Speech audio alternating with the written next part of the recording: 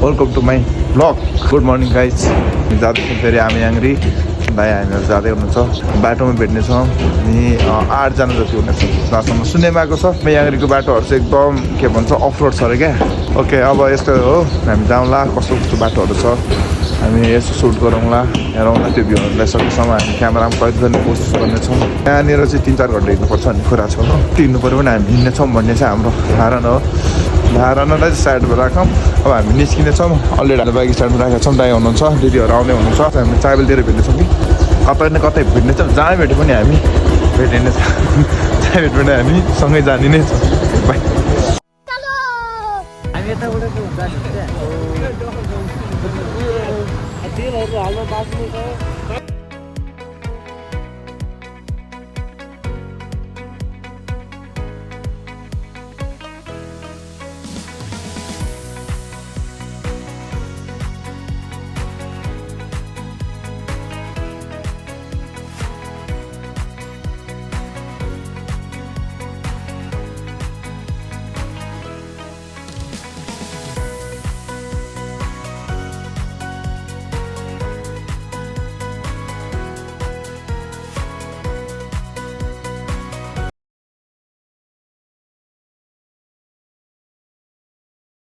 One eternity later. अब यसो चिया हान्छौँ ल मैले पुग्यो खाना त्यही हो र हुन्छ कस्तो छ बिस्किट ल के भन्नु छ बारबेक्यू गर्ने रे कि त्यो भने के हो जङ्गलमा गएर कालिस मारेर बारबेक्यू गर्ने रे बारबेक्यू भने के हो आगोमा मासु बोली खाने के हो ए त्यसलाई भन्छ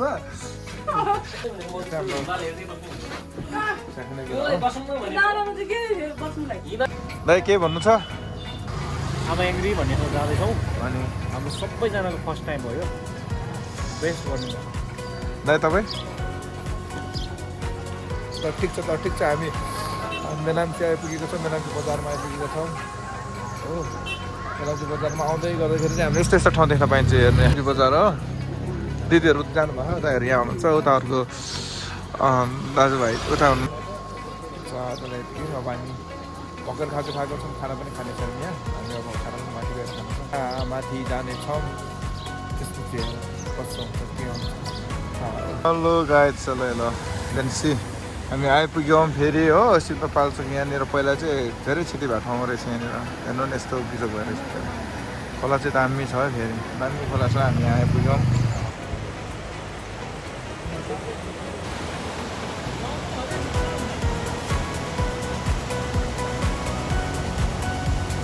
अन्त हामी चाहिँ यस्तो गरेर गएको नि त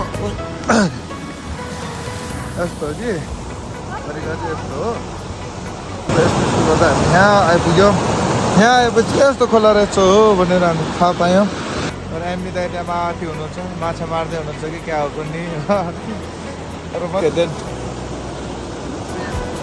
यस्तो हो अब हामी लाग्यौँ माथि माथि भेगैमा हामी लाग्यौँ माथि माथि भेगैमा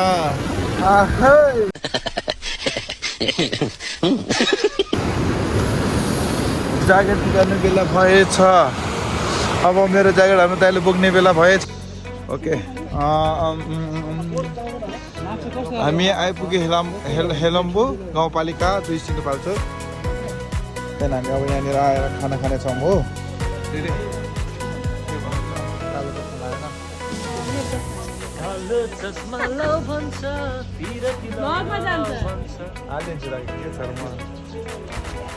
एकदम खुसी लागिरहेछ अहिलेसम्म चाहिँ जाँदैछ अब हामी खाना मात्र ल ठिक छ ल मासु चाहिँ खाना हो माछा पनि छ अरे नि त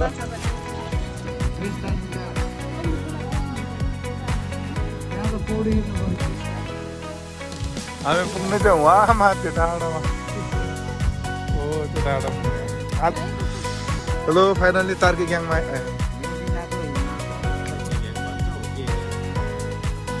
होइन तर तार्के ग्याङ हो ग्याङ ग्याङ ग्याङ हाम्रो बाबाको सम्पत्ति हो त्यो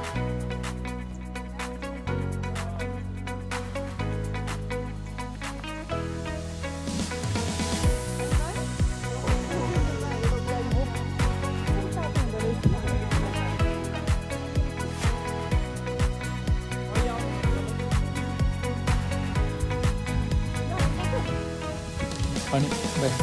हेर्नु त्यहाँ ल न अब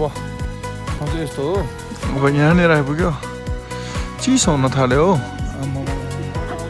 यहाँ चाहिँ फोटोसुट भइरहेको छ हो हाम्रो हो अब हेर्नु 7% चार्ज छ र त पनि हामी यहाँ क्यामराम्यान उहाँ हुनुहुन्छ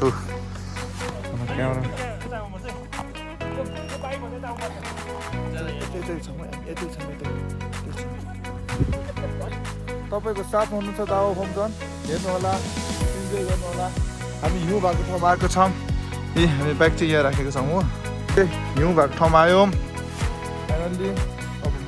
म हिउँ खेल्छु ल कस्तो खेल्छ थाहा छैन त्यो एक्सपेक्ट के भन्छ त्यो आशा गरिन्छ त्यति छैन दाइ हामी हिउँ खेल्दैछौँ है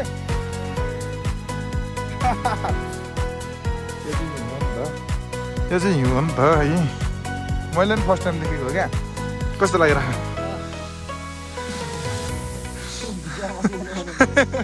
हो त दाइ के भन्नु छ के भन्नु छ भाइ के हो ल ल ल ल ल ल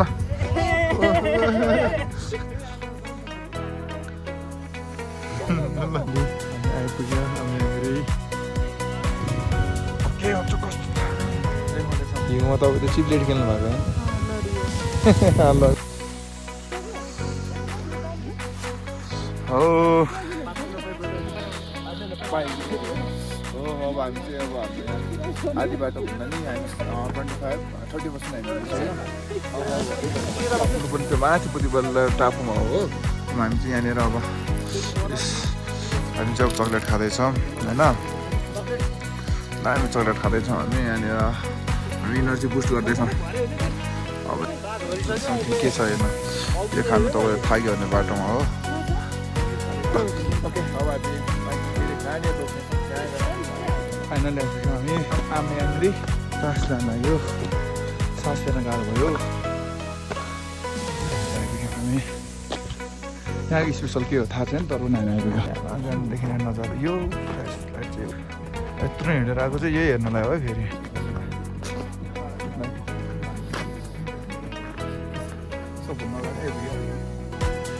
नमस्ते गाइस हामी चाहिँ अब आज आमे याङ्ग्रीको डाँडामा हो डाँडा गुम्बा डाँडा लम्बू हो सिन्धुपाल्चोक अनि हामी देख्न सक्छौँ हामी सनराइज हुने ठाउँ यता हो देखाएको त भनेदेखि हामी अब हिमाल भनौँ पनि जे भनौँ पनि यता छ हो तर हामी अनि हामी 3 घन्टा चाहिँ हिँडेर आएको भनेर भन्नु मिल्दैन 1.5 घन्टा चाहिँ मजाले हिँडेर आयौँ बाटो हो लास्टै गाह्रो छ यता आउनु छ भने एकदम कम तयारी छ बाक्लो कपडा लगाएर आउनु होला हस् याङ्ग्री डाँडामा मेरो फेसमा चाहिँ नहेर्नु कि यहाँको भ्यूलाई हेर्नु हो यहाँको भ्यूलाई हेर्नु कि तपाईँहरूले इन्जोय गर्नु हो आउनुहोस् राम्रो छ ठाउँ राम्रो छ हेर्नलाई चाहिँ राम्रो छ आँखामा राम्रो छ क्यामेरामा कस्तो आइरहेको छ त्यो म भन्न सक्दिनँ हो तर मलाई जहाँसम्म लाग्छ राम्रै आयो होला राम्रै आउनु पर्ने हो किनभने ठाउँ नै राम्रो छ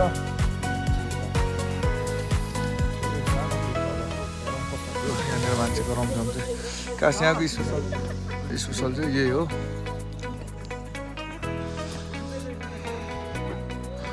ठिक छ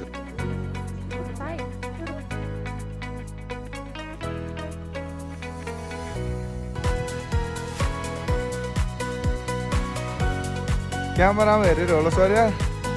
आइफोनको त यस्तो छ हो ठाउँ चाहिँ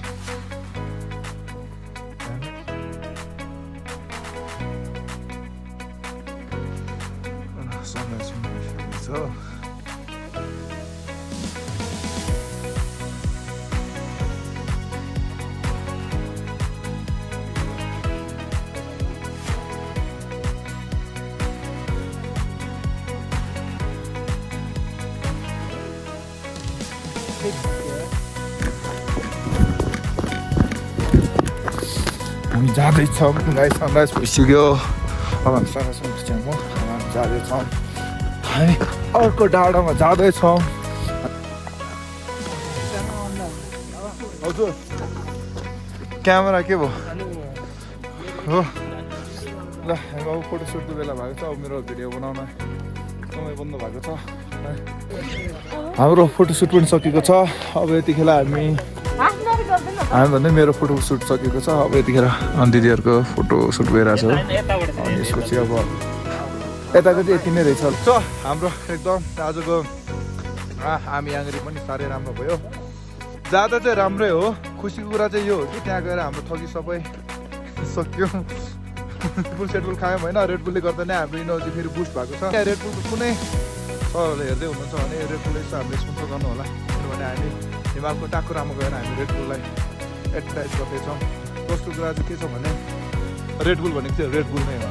हाम्रो दाजु यता देखाउँ त चाहिँ फेरि रेडबुल साह्रो मन पराउनुहुन्छ हो ती शब्द चाहिँ यहीँ यतिमै टुङ्ग्यौँ तपाईँको दामी हेर्नु यार साँच्ची भन्नु त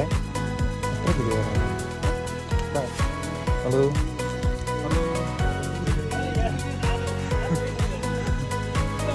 गुड मर्निङ हाई ल हामी यहाँ साह्रै राम्रो भयो हो ल कस्तो लाग्दैछ तपाईँहरूले उकालो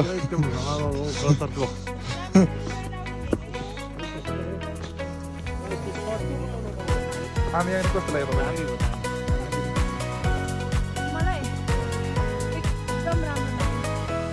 तर हिमाल हो तर हाम्रो बेस क्याम्प चाहिँ तल त्यो देखिरहेको हो हामी त्यतिसम्म हिँड्छौँ किन भनेर हामी 1.5 घन्टा चाहिँ हिँड्नुपर्छ तर ठिक छ साह्रै राम्रो भयो जति थकित हुनुहुन्छ त्योभन्दा धेरै रिफ्रेस पनि हुनुहुन्छ हो ल hello hello hello hello hello ल ल राम्रोसँग बाटो चाहिँ यस्तो छ हामी यस्तो बाटोमा हिँड्दैछौँ अनि हामी यसमा पनि खुसी छौँ कि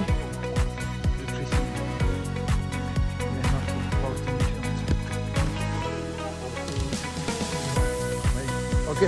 अब बाँकी भिडियो हामी देखाउँदै गरौँला अब हामी यात्रा सबै ठाउँ भिडियो देखाउँदै गर्छ भिडियो लामो पनि हुन्छ कि त्यो भएको कारणले सकेसम्म सर्ट भिडियो बनाउँछु भनेर सोचेको थियो हो तर यति धेरै बनियो किनभने यहाँको इन्भाइरोमेन्ट पनि यस्तै छ हो ठिक छ भन्दा नै बोल्न बाध्य बनाउँछ रिफ्रेस नहुँ भन्दैन रिफ्रेस बनाउने यहाँ इन्भाइरोमेन्ट छ हो आउनु होला एकदम ठिक छ ल अब बाँकी चाहिँ